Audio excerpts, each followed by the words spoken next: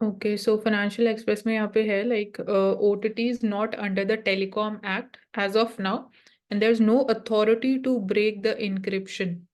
So this is clarification from union minister. So encryption क्या होता है कौशिक, जब हम बोलते हैं end to end encrypted? Inscription होता है कि आप जब मैसेज भेजते हो तो वो फिर 0110 में और फिर बाकी सब कोड में चल जाता है। तो एंड टू एंड मतलब होता है कि आप जो भेजते हो वो जो भेज रहा है वही रीड कर सकता है, आप जो भेज रहे हो वही रीड कर सकता है, वो भेज रहा है मैं रीड कर सकता हूँ, बीच में कोई और रीड नहीं कर सकता। वो एंड टू एंड इंक्रिप्शन उसको बोलते हैं। हाँ, तो ठीक है. तो it is an important step जब हम बात करते हैं safeguarding the right to privacy, data protection. So यहाँ पे ना तो लाइक यहाँ पे मेंशन्ड है कि एक्ट, टेलीकॉम एक्ट जो है, it does not give either the government और the service providers the power to intercept और break the encryption of the messages exchange via OTT platforms. So act does not apply to OTTs as they still right now they are under the IT Act. And apart from this और important features अगर हम देखें,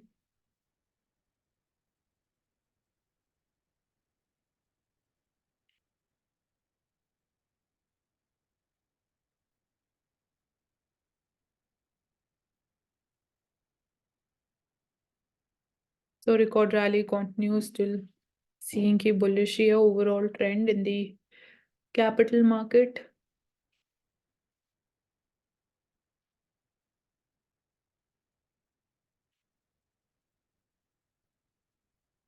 So Secretary General of ASSOCHAM says कि India की जो macro picture है, it looks quite convincing. The overall economy following a trend growth. तो ये हम हमेशा बात करते हैं कि अभी even for the GDP forecast भी by different bodies is 7%, and we say कि if we want to counter China also in terms of economic growth and the economic clout, तो India requires GDP growth rate of 8% annually. मतलब उतना तो minimum होना ही चाहिए.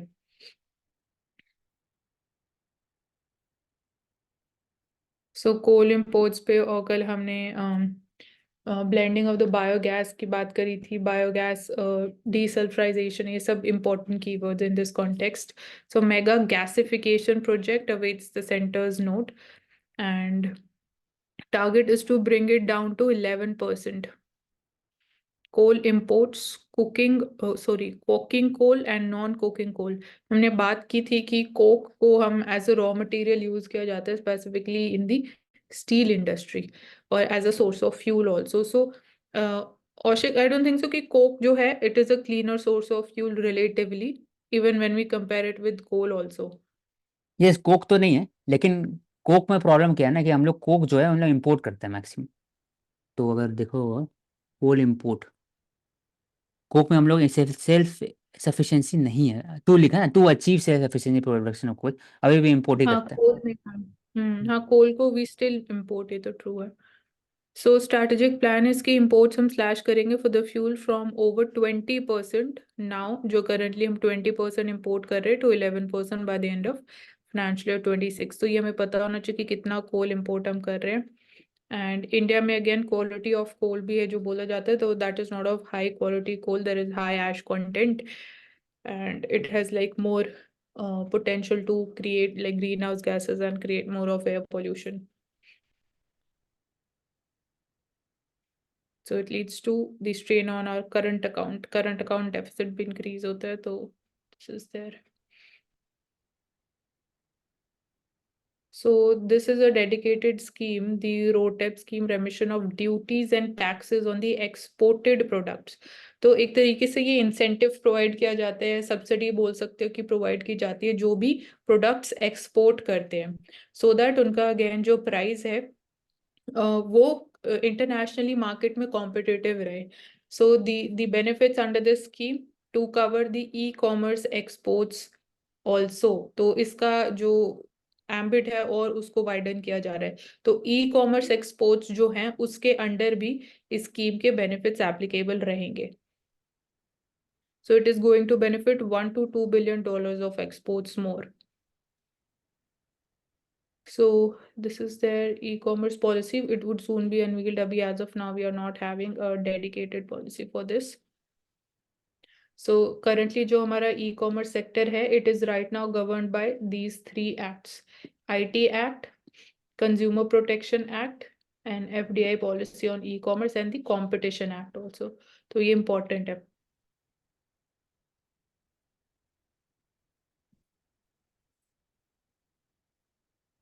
TDS वाला बता दो एक बार। टीडीएस हाँ, मतलब होता है ना, हर टीडीएस जगह बोलते हैं टीडीएस टैक्स। टीडीएस लगता है। हम्म, TDS is tax deducted at source, मतलब before the amount is credited in your account, like अगर आप कोई business है and आपको income receive हो रही है in your current account, तो before that amount gets credited, तो ये tax आपको पहले ही pay करना पड़ता है। It is not कि income tax के अंदर आपको separately tax pay करना पड़ेगा, तो ये पहले ही deduct हो जाता है। तो इसलिए ये term भी यही और है, जब वापस tax देते हो तो वापस deducted at। पैसे मिलते हैं ना इसमें? क्या बोल रहे हो, क्या वापस मिलता है? वापस मिलता रिबेट? है, हाँ रिबेट तो मिलता होगा ना 1% टीडीएस वाला है तो। नहीं, आई डोंट थिंक सो इसमें रिबेट का होगा। ओ, हाँ, मतलब मैं श्योर नहीं हूँ, बट होना नहीं चाहिए ना, फिर तो पर्पस ही डिफीट हो गया टीडीएस का मेरे हिसाब से। तो ई हम्म। कॉमर्स ऑपरेटर्स पे भी 1% TDS would now be applicable. क्या बोल रहे हो फिर आप? नहीं मैं ये बोलता है ना कि इसमें रिबेट भी किसी में मिलता था ना, कि आप पहले शुरू में पे कर दो, फिर आप दिखाओगे तो आपको रिबेट मिल जाएगा। तो टीडीएस होता है कि कुछ और होता है? तो मैं बताता हूँ टीडीएस और टीसीएस क्या होता है। टीसीएस है मान वो। लीजिए, थिंक। हाँ, जो आपकी जो हम्म सैलरी होती है, अगर वो इनकम टैक्स स्लैब के अंदर आ जाती है, यानी आपकी जो सैलरी है वो 50,000 से ऊपर है, तो आपको या तो आप साल के एंड में दो, या फिर आप साल हर महीने की सैलरी में से आप कटवाते चलो। तो अब टीडीएस और टीसीएस क्या होता है ना, ये आपकी हर महीने की जो सैलरी है उसमें से कुछ अमाउंट पहली सरकार काट लेती है, और उसके हम्म बाद जो बचा लमसम अमाउंट होता है वो आपके बैंक में आ जाता है, सिंपल भाषा में। उसके बाद हम्म क्या होता है कि जब आप end of the year return भरते हो मार्च के महीने में, तो उसमें ये होता है कि आपने टीडीएस इतना कटवाया हर महीने की सैलरी में से। उसके बाद सरकार बोलेगी कि आपका जो इनकम है साल की, जैसे मान लीजिए 8 लाख है, 10 लाख है, 50 लाख है, उसका इतना इनकम टैक्स साल का बनता है, हमने टीडीएस आपसे इतना लिया हुआ है। तो अब टीडीएस और इनकम टैक्स को काट करके जितना टीडीएस हमारे को चाहिए और जितना आपने ज्यादा दिया वो सारा आपको रिबेट कर रहे हैं, वापस ले लो वापस। ऐसा होता है। इसमें होता है, ठीक है ठीक।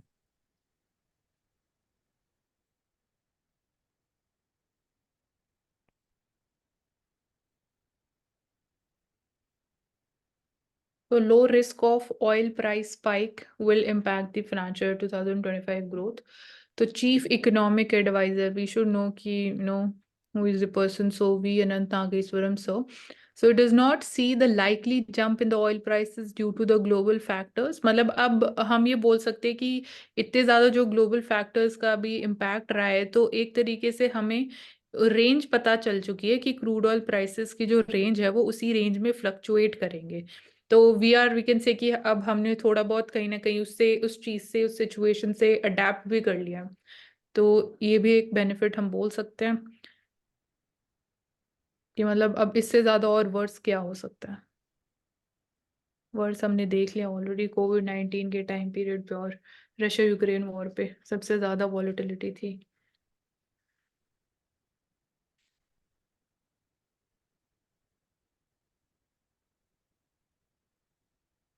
तो एफएमसीजी सेक्टर में बात कर चुके हैं। फास्ट मूविंग कंज्यूमर गुड्स, तो जो डेली रिक्वायरमेंट के लिए, डेली हमारी कंजम्पशन नीड्स के लिए गुड्स होते हैं, fast moving consumer goods like food items and जो पैकेज फूड्स हैं, they are called FMCG.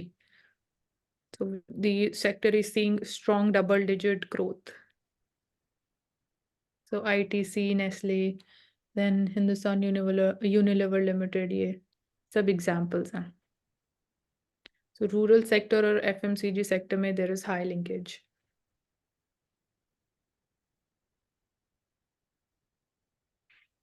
So need to boldly embrace AI. Ambani to employees.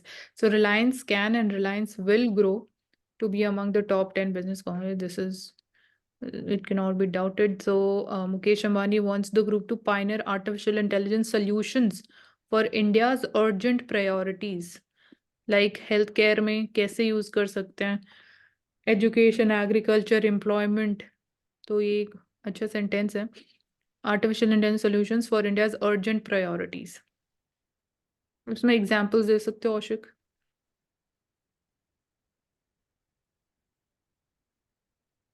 तो उसमें लिखा हुआ ना कि health care education decision making में हेल्प करेगा, फिर आप ट्रांसपेरेंसी बढ़ा सकता है, प्लानिंग प्लानिंग में ईज ऑफ एक्सेस बढ़ा सकता है, और फिर रोबस्ट हम्म जो पब्लिक ग्रीवेंसी सिस्टम है उसको बढ़ा सकता है।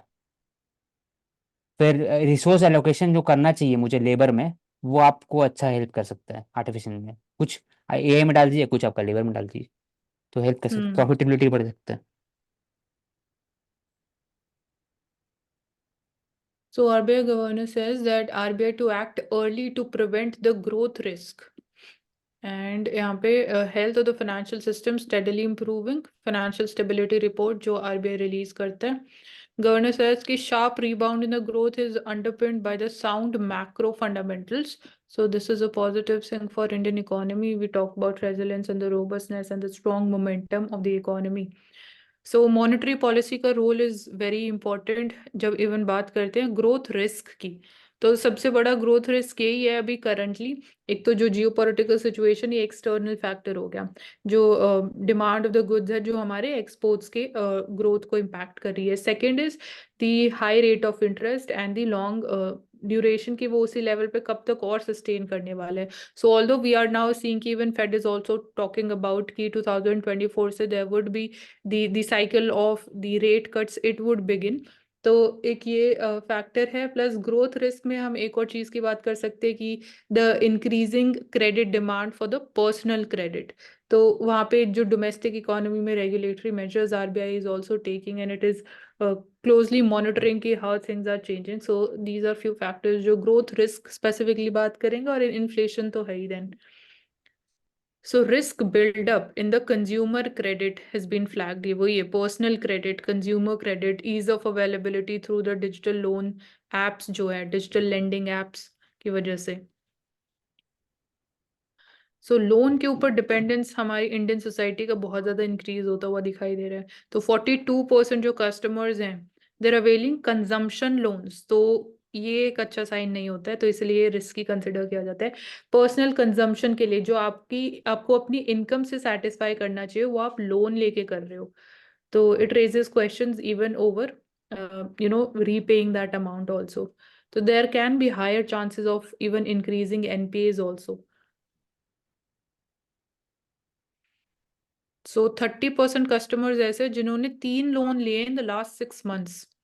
सो दैट्स देयर। एंड ये हम फ्रेज यूज करते हैं टू बिग टू फेल। तो हमें पता होना चाहिए लाइक HDFC बैंक इतना बड़ा कंज्यूमर बेस है या नेटवर्क इनका इतना बड़ा है कि इट इज ऑलमोस्ट वी से कि इम्पॉसिबल है कि बैंकरप्सी जैसी सिचुएशन कभी आ सकती है ऐसे इंस्टीट्यूट्स की, SBI की, ICICI बैंक की। तो ये 3 एग्जाम्पल्स हमें पता होना इंपॉर्टेंट है। एंड एक और जो टर्म हम यूज करते हैं सिस्टमैटिकली इंपॉर्टेंट स्कोर्स या systematically important banks, DSIBs, domestically systematic important banks. So system हमारे फाइनेंशियल सिस्टम के लिए इन बैंक्स का हेल्दी फंक्शन करना बहुत इंपॉर्टेंट है। मानसी, क्या कर सकते हैं कि ये ग्रोथ रिस्क जो बताई आपने, बैंक में पर्सनल कंजप्शन लोन बढ़ रहा है, high rate of hmm interest, physical deficit क्या ऐड हो रहा है, एनपीए जैसी प्रॉब्लम देखने को मिलती है, बैंक क्या करे अपने लेवल पे इसको कम करने के लिए? नहीं, बैंक का यही है फर्स्टली कि वही बात हो रही है। एक तो रेगुलेटरी मेजर जो आरबीआई ले रहा है as a regulator of the banking system. Second, banks का जो अपने पर्सनल लेवल पे वो उनका जो रोल बनता है रिस्पॉन्सिबिलिटी की, अगर हम यहाँ बात करें कि जब बैंक्स लोन दे रहे हैं तो it is important to assess the creditworthiness of the borrowers. So nature और जो क्वालिटी ऑफ लोन्स दिए जा रहे हैं उसमें ये सबसे ज्यादा इंपॉर्टेंट फैक्टर प्ले करता है। तो we have the CIBIL score, अब उसमें वो जो परफॉर्मेंस है उसको मॉनिटर करना, that becomes important the part of the bank. तो बैंक्स का ये रहता है कि हम जितना ज्यादा लोन देंगे तो हमारी इनकम भी उतनी बढ़ेगी, स्पेसिफिकली इंटरेस्ट इनकम जो वो जनरेट करते हैं। But they in the short term they fail to understand कि वो रिस्क भी उन्हीं के साथ एसोसिएटेड ज्यादा जो पर्सनल लोन ज्यादा दे रहे हैं वो लोग। और कुछ ऐसी practices like evergreening of loan जो दिया जा रहा है, तो कनेक्टेड लेंडिंग और सब हमने डिस्कस किया था पहले। सो इवन एनबीएफसी सेक्टर के साथ भी चैलेंज एसोसिएटेड है, रिस्क ज़्यादा एसोसिएटेड है, क्योंकि अभी एनबीएफसी का भी वी आर सीइंग कि ग्रेजुअली जो रेगुलेटरी मेजर्स हैं वो टाइटन किए जा रहे हैं. सो आइडेंटिफाइंग एंड मॉनिटरिंग जो रिस्क एसोसिएटेड है with non banking financial companies, तो जैसे फिनटेक कंपनीज हो गई, तो वो भी मतलब पहले ये रहता था कि जो फाइनेंशियल सेक्टर है कोर जो था वो सिर्फ बैंकिंग सेक्टर ही हमारी फाइनेंशियल सर्विसेज या फाइनेंशियल डिमांड जो उसको केटर करता था. But with over time period हमने देखा पेमेंट्स बैंक आ गए, एनबीएफसी सेक्टर आ गया, फिनटेक कंपनीज आ गई, तो इस वजह से रिस्क थोड़ा और ज्यादा इंक्रीज हो गया और उनको रेगुलेट करना भी थोड़ा डिफिकल्ट हो गया. तो दिस इज दी प्रॉब्लम यहाँ पे. तो जब हम एसेट क्वालिटी की बात करते हैं तो एसेट क्वालिटी ये बैंक्स के एसेट, जो बैंक्स लोन देते हैं उनको हम एसेट बोलते हैं, और बैंक्स की लायबिलिटी जो कंज्यूमर्स अपना पैसा डिपॉजिट करते हैं बैंक में वो बैंक की लायबिलिटी है, मतलब बैंक को वो रीपे करना है. तो यहाँ पे asset quality likely to improve का मतलब यही है कि जो बोरोवर्स का रीपेमेंट साइकिल है या जो ईएमआई प्लान होता है दे आर अडहेरिंग टू दैट. तो less number of defaults are being visible or expected, we can say. GNPA इसमें जो ratios हमने पहले बात करी थी. Yes, सचिन. नहीं, एनबीएफसी क्या बोल रहे हो एनबीएफसी? इसके बाद ले लेंगे, बैंक एसेट के बाद ये जो एनबीएफसी है ये डिफरेंट टू उसकी बात कर रहा, तो जो एनबीएफसी आईसीएज है और जो एनबीएफसी आईएफएस है इनमें क्या डिफरेंस है, ये एनबीएफसी वाले में बता रखा है, नहीं पता चला। जो एनबीएफसी थर्ड, इन्वेस्टमेंट और क्रेडिट कंपनीज हैं, एनबीएफसी कौन सा बोला आपने, IFCs yes infrastructure yes, finance companies. तो ये नेम में क्लियरली लिखा हुआ है, जैसे इंफ्रास्ट्रक्चर फाइनेंस कंपनी है जैसे खाली ओनली जो इंफ्रास्ट्रक्चर प्रोजेक्ट्स हैं वो उनके लिए पैसा देते हैं या सिर्फ उनमें अपना पैसा इन्वेस्ट करते हैं ये पर्टिकुलर एनबीएफसीज. जैसे रोड कंस्ट्रक्शन हो गया, डैम कंस्ट्रक्शन हो गया, या और कोई इंफ्रास्ट्रक्चर पोर्ट कंस्ट्रक्शन हो गया, तो उनके लिए पैसा लेंड करते हैं बड़े अमाउंट में ये एनबीएफसीज. तो वो हो गई खाली इंफ्रास्ट्रक्चर फाइनेंस कंपनीज. और जो इन्वेस्टमेंट और क्रेडिट कंपनीज हैं ये इनका मतलब ब्रॉडर डोमेन है compare to the infrastructure finance company. Like ये डिफरेंट सेक्टर्स में इन्वेस्टमेंट के लिए या क्रेडिट कंपनीज भी वैसे भी क्रेडिट देने के लिए भी इनका मेन हम बोल सकते हैं कि पार्ट ऑफ फंक्शन होता है. मतलब बेसिकली आईसीएज ब्रॉडर लेवल पे देंगे और ये सिर्फ फाइनेंस करेंगी आईएफसी पोर्ट वगैरह को, इंफ्रास्ट्रक्चर प्रोजेक्ट्स को, हाँ ओनली इंफ्रास्ट्रक्चर। इंफ्रास्ट्रक्चर प्रोजेक्ट्स को. ओके। हाँ तो कैटेगरीज ऑफ एनबीएफसीज हो गया डिफरेंट डिफरेंट.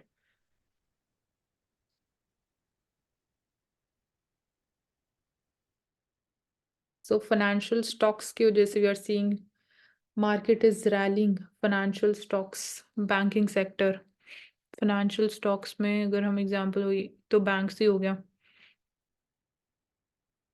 तो banks are performing nice as of now.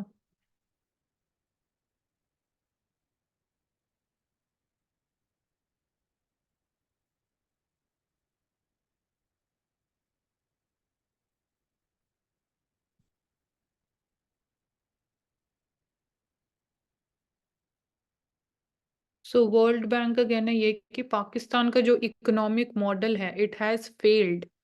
सो औशिक आप इस पे क्या बोलोगे, क्या है पाकिस्तान का इकोनॉमिक मॉडल? पाकिस्तान का एवरग्रीन अब लोन करता है, पुराना लोन लेता है, डिफॉल्ट होता है, वापस से इसको इन्वेस्ट करता है रेवेन्यू एक्सपेंडिचर में, वापस से पुराना लोन लेता है, ये model. Hmm.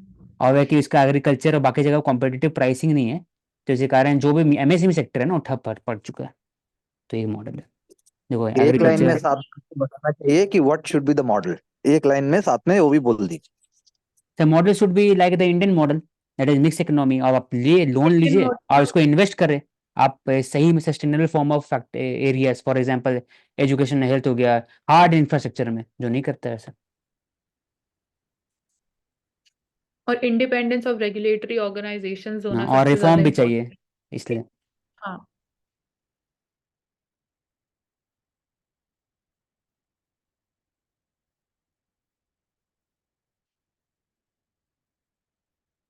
So curiosity in young minds will drive future growth with science and technology and innovation. So even जब हम youth की बात करते हैं तो we can also talk about igniting the children's mind. So even in science या जो you know बात करते हैं फंडामेंटल ड्यूटीज की भी, या जो साइंस कॉन्फ्रेंस भी हो रही है, स्पेसिफिकली मीटिंग्स होती है, हिस्ट्री की अभी हमने बात करी थी कि हिस्ट्री की में भी होती है, तो they can also play an important role. मतलब समटाइम्स जो एक सिंपल आइडियाज जो प्रपोज कर सकते हैं बोल जाते हैं अनजाने में, that can play a very important role in terms of innovation and development.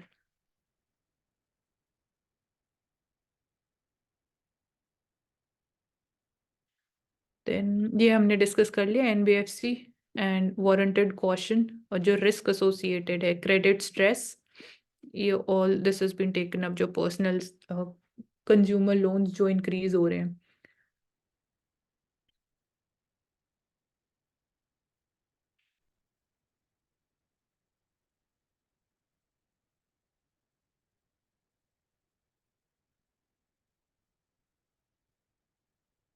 तो ads that broke the mould. So marketing की हम बात करते हैं, so made simplicity the focus of the narrative. So simply putting up the idea and the objective, उसने काफी बड़ा change लाया in terms of delivering that particular idea to the people, to the market. तो यहाँ पे ये कुछ example दे दो. एक वेस्टर्न मार्केट के Dunkin Donuts stalls for memorable.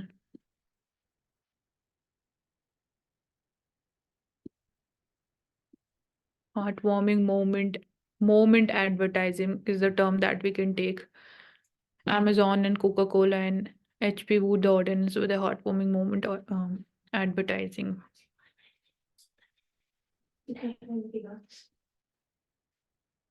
तो ये हम बात करते हैं T+0 regime holds for the investors and the brokers. So अभी right now we are having T+1 regime, settlement regime, जो stock market से regarding है. तो T+1 में तो T stands for the trading day, उसी day आपका जो transaction है settle हो जाएगा. So this reflects कि even जैसे after the introduction of the technology also demat accounts हम easily open कर सकते हैं. तो this reflects the reforms towards easy settlement. तो ये भी एक important step है in terms of attracting more investment into the capital market and the Indian economy. The faster your settlement happens and more more investors, and यहाँ पे we can also talk about the brokerage amount also, and of late जो number of brokerage apps भी available in the market. So it would be rolled out from March 2024.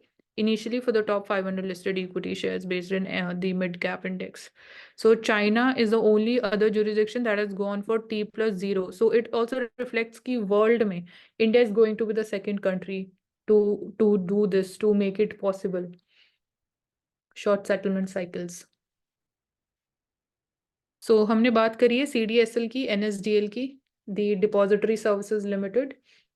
They are differently working. We are having it for differently for BSE and the NSE जो stock exchanges हैं. So इस पे already prelims में भी question आ चुका है.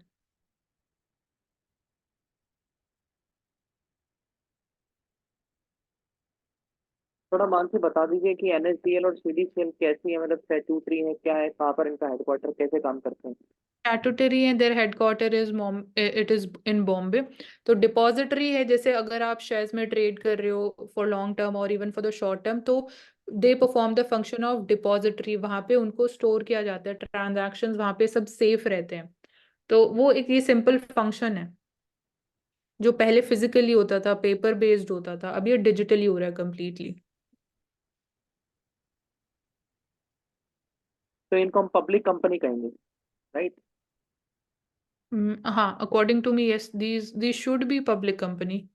मतलब company नहीं, कंपनी टर्म तो I don't think so would be the right term for them. नहीं नहीं, बोला तो इनको कंपनी जाता है, एनएसडीएल और सीडीसीएल को, largest security depository in the world, और company under the company registration act, ऐसा भी कुछ. वो वेरीफाई कर दो आप एक बार. So this is again another concern जो बात की है, बैंक और एनबीएफसी में जो लिंकेज है that is increasing and it may pose the risk. Because जो हम बात करते हैं बैंक जो मनी मार्केट का पार्ट होता है, दे go for short term lending. NBFC is for the long term lending. तो asset liability mismanagement की वजह से the chances of default increases. So इस context में पहले जो ऐसी we can say कि crisis भी हुई है, IL&FS crisis जो issue था, वो main उसके पीछे यही factor था कि long gestation project में NBFCs पैसा invest करते हैं, but जो banks में हम जैसे consumers हम अपना पैसा deposit करते हैं account में, तो we are having it for the short time period. तो शॉर्ट टाइम पीरियड में हम अपना पैसा वापस भी चाहते हैं विद रिटर्न्स, तो that is not possible through this bank and NBFC linkage.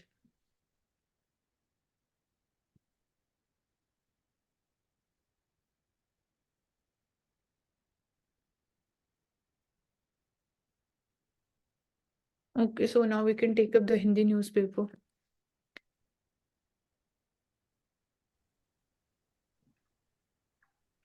Divya, yes Mansi. के ये वाला हमने डिस्कस कर लिया. हाँ, डेथ सेंटेंस. यहाँ पर पोलीगैमी का नाम दिया हुआ है कि इन्होंने जो संसद में अटैक हुआ था गैसेस को रिगार्डिंग, उसके लिए पोलीगैमी टेक्निक का यूज किया जाएगा. जब पोलीगैमी की बात करते हैं तो कोर्ट से ऑर्डर लेकर यूज की जाती है और मशीन्स के थ्रू हार्ट बीट और किस तरह से मूवमेंट्स को देखकर उसके थ्रू बताया जाता है कि वो सच बोल रहे हैं झूठ बोल रहे हैं. उस तरह से पोलीगैमी का यूज किया जाता है.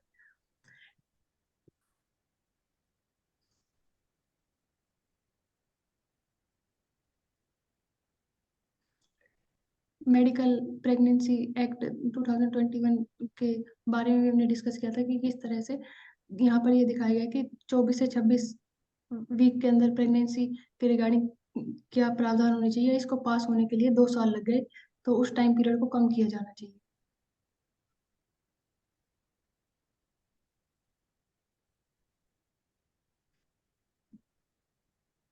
पीड़ा की परतों में फिसलते रिश्ते. सुप्रीम कोर्ट ने यहाँ क्रूरता शब्द का इस्तेमाल किया है कि किस तरह से जब हम फैमिली में परिवार में रिश्तों की बात करते हैं तो वहां पर भी अलग अलग प्रकार की क्रूरता देखी जाती है. जब हम क्रूरता के पैमानों की बात करते हैं तो अलग अलग एक्ट में या आईपीसी में किसी अलग अलग तरह से क्रूरता को डिफाइन किया गया है. लेकिन जब हम परिवार में या संबंधों में क्रूरता की बात करती है तो वहाँ भावनात्मक रूप से, मानसिक रूप से और मौखिक रूप से अलग अलग तरह से जो व्यवहार किया जाता है उसके कारण पड़ने वाले जो प्रभाव हमारे पर पड़ता है, तो उसको लेकर क्रूरता के लिए कहा गया है कि अगर पति पत्नी तलाक चाहते हैं और दोनों की मंजूरी के बाद तलाक हो रहा है लेकिन उसको फिर भी एक साइड से अर्जी को खारिज कर दिया जाता है, तो वो मानसिक क्रूरता है. उसको नहीं किया जाना चाहिए. जब वो अलग ही हो गए तो तलाक को मंजूर कर देना चाहिए. इस तरह से जो मानसिक तनाव होता है, जो उसकी वजह से जो समाज में भी अलग अलग तरह के प्रकार के हमें देखने के लिए मिलता है कि किस तरह से और ज्यादा आत्महत्या के केसेस बढ़ते हैं और जो चीजें मानसिक क्रूरता को के कारण भी होती है. उसके अलावा जैसे अलग अलग तरह के जो विवाद है वो बढ़ जाते हैं कि किस तरह से किसी ने किसी को चाकू मार दिया. इस तरह की चीजों को रोका जा सकता है. दिल्ली हाई कोर्ट ने कहा था कि किसी एक क्रिकेटर के तलाक को मानसिक क्रूरता के आधार पर तलाक दिया जा सकता है, तो उनको किस तरह से सहेजा जाए. जब हम भारतीय परिवेश की बात करते हैं तो वहाँ पीढ़ी दर पीढ़ी के उसको निभाया जाता है कि पुरानी बुजुर्ग पीढ़ी के साथ जुड़ा और आने वाली पीढ़ी का किस तरह से पालन पोषण हो. तो उसमें मिलजुल कर रहने के और इस तरह के निवेश को बढ़ावा दिया जाता है, ना कि इस तरह से कि किसी की मानसिक, भावनात्मक और इन स्थिति को इस तरह से परेशान किया जाए कि वह क्रूरता के अपने जो सीमाएं उनको पार कर जाए. तो उनको किस तरह से सुधारा जाए, जो बर्ताव में बदलाव होने चाहिए उनको किस तरह से किया जाए. जहां पर इन्होंने अलग अलग प्रकार की क्रूरताओं के बारे में बताया, जैसे बिना मर्जी के या चिकित्सा की सलाह के बिना गर्भपात कराना भी क्रूरता के अंदर आया गया है. तो उस चीज को एक्सप्लेन किया गया है कि उनको किस तरह से कम किया जाए तथा जो इसके कारण समाज में जो क्रूरता बढ़ रही है उसको किस तरह से रोका जाए.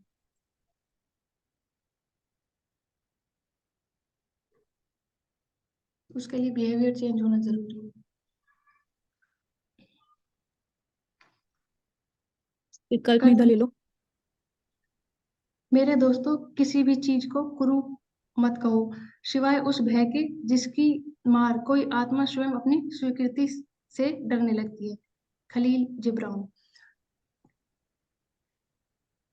किसी चीज को मतलब किसी चीज को सुंदर है या नहीं है उस पैमाने में नहीं देखा जा सकता, सिवाय उस भय के जहाँ आत्मा स्वयं की स्मृति। जब हम किसी ऐसी चीज को याद करते हैं, खुद की ही यादों को, स्मृतियों को से डरने लगते हैं। हाँ, तो इसका मतलब कि एवरीथिंग इज ब्यूटीफुल, ऐसा कोई मतलब कुरूप जो यहाँ वर्ड यूज किया गया है। हाँ, सिवाय उस भय के जो हमें आगे बढ़ने से रोकता है, या फिर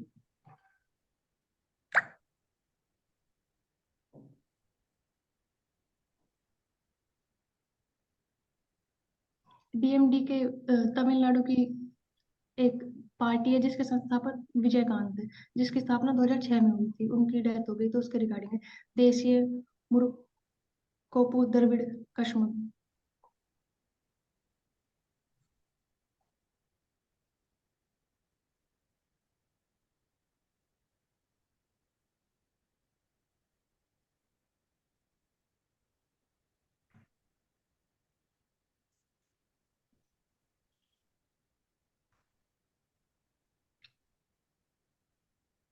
यहाँ बुक के बारे में बताया उन्होंने, सेफ सतीश अरोड़ा ने एक बुक लिखी है जिसमें उन्होंने sweets and bitters tales from a safe life के बारे में बताया कि किस तरह से 1883 में जब गोवा में राष्ट्रमंडल आयोजन हुआ था, उस समय पर इंदिरा गांधी से संबंधित एक चर्चित किस्सा है जिसमें उन्हें नाश्ते में पपीता खाने की चाहिए था, खाते थे। तो उसके विषय में इसके बारे में बताया गया है कि किस तरह से उनके लिए उन्हें गोवा से मुंबई और मुंबई से चेन्नई तक गए थे उस विषय में पपीता लेने के लिए।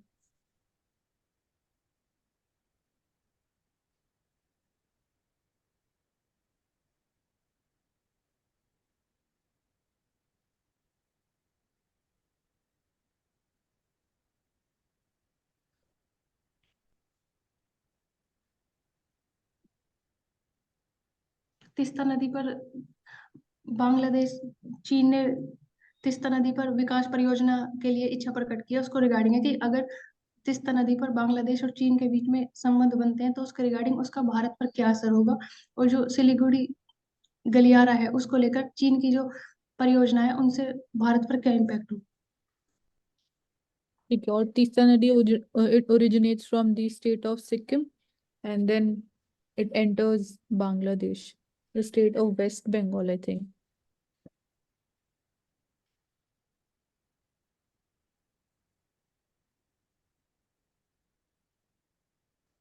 अमृत भारत एक्सप्रेस, ये जो मजदूर वर्ग है या जो निम्न क्लास के लोग हैं उनके लिए एक्सप्रेस वे बनाई गई है ताकि वो कम किराए में भ्रमण कर सकें। उनमें एक सेमी कपलर नाम की तकनीक का यूज किया गया है। इसमें जब हम कपलर का प्रयोग करते हैं तो इसका प्रयोग होता है कि जो ट्रेन के दो डिब्बे होते हैं उनको जोड़ने के लिए यूज किया जाता है। जब वो चलती है ट्रेन और रुकती है तो उस टाइम पर जो झटका महसूस होता है उसे रोकने के लिए सेमी परमानेंट कपलर का प्रयोग किया जाएगा, तकनीक का, जिससे वो चीजें बंद हो जाए। तो दो ट्रेन के डिब्बों को जोड़ने के लिए जो तकनीक यूज की जाती है उसका नाम कपलर है। ठीक है, okay, so we can start with the conclusion now. Divya. Polity में हमने डिस्कस किया था कि medical termination of pregnancy act 2021 की 24 से 26 वीक के अंदर अंदर किया जा सकता है, लेकिन अगर उसके अलावा चाहिए तो उसमें फिर हॉस्पिटल्स का और ऑफिसर्स का रोल इन्वॉल्व हो जाता है। इसके बाद हमने डिस्कस किया था कि जनता दल यूनाइटेड की उनकी जो आइडियोलॉजी है वो किस तरह से सोशलिस्ट है और सेकुलर और गरीब वर्ग या फिर मजदूर वर्कर्स के बात करती है उसके रिगार्डिंग। इसके बाद हमने डिस्कस किया था कि सतलुज यमुना लिंक कनाल जो आर्टिकल 262 जो कि इंटरस्टेट वाटर डिस्प्यूट से रिगार्डिंग है, और सुप्रीम कोर्ट ने 2020 में इसको लेकर वर्डिक्ट दी थी कि इसको जो काम पंजाब की साइड से रहता है उसको कंप्लीट किया जाए ताकि जो वाटर डिस्प्यूट है उसको सोल्व किया जा सके। इसके अलावा हमने पीएम उदय की बात की थी, दिल्ली में जो अनरेगुलेटेड कॉलोनीज है उनको किस तरह से रेगुलेट किया जाए, 3 साल के बाद उन्हें रिहेबिटेशन के थ्रू शिफ्ट किया जाए। करुणा। और Okay, ठीक है, In करो terms of geography, we talked about eugenics, that is about racial improvement and planned breeding. It was invented by Sir Francis Galton. उसके बाद हमने बात की जीनोम सीक्वेंसिंग की, in a human genome, that is just a fact, in a human genome, there are 23 chromosomes which forms it. Then in terms of geography, we talked about Ram Mandir, that is Nagra style architecture, and Danube River that originates from Black Forest in Germany, and it is the second longest river of Europe. And इसी की ही tributary है Sulina Canal, that is important for grain trade of Ukraine. Mansi Okay, so दो important keywords polity में से जो आज learn किए, that was anti-Zionism and anti-Semitism. So anti-Zionism is like Jews जो हैं, they demand for a Jewish national homeland Israel में, तो Israel oppose this. And talking about their ideology, so they are more liberal, they are leftist, and they're atheist. Compared to anti-Semitism, so anti-Semitism is hostility towards Jews and Jewish and their ideas and ideology. Then important keyword artificial intelligence से related जो देखा dooms washing और ethics washing. तो dooms washing is like कि पहले इतना popularize किया AI को बनाया, technology को बनाया, and then gradually जब से challenges emerge होने लगे तो अब बोला जा रहा है कि उसको regulate करना important है. तो this is all. Sachin important keyword जो हाईलाइट करना चाहते हो आप फिर एंड कर दें.